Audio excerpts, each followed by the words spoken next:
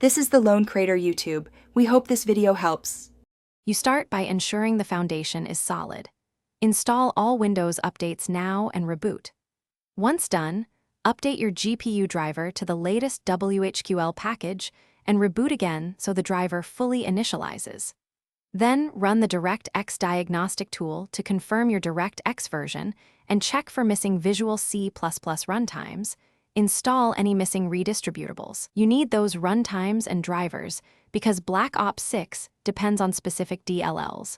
Fixing those first prevents downstream errors and saves time.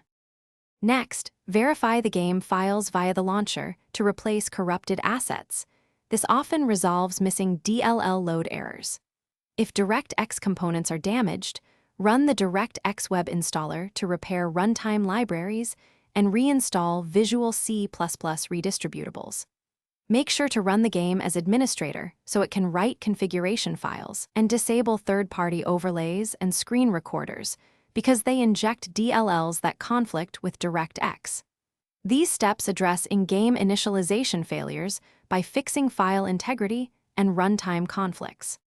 To finish, lower the in-game graphics preset and switch the Directx renderer if that option exists. This isolates API-specific faults. Make sure Windows power settings are on balanced or high performance and that hardware acceleration is enabled for your GPU. If errors persist, gather crash logs and the Directx diagnostic report, then perform a clean driver reinstall using and install the GPU driver fresh. One troubleshooting tip. If the problem remains, test another GPU or integrated graphics to determine whether hardware failure is involved. Thanks for watching. Consider subscribing if we helped you.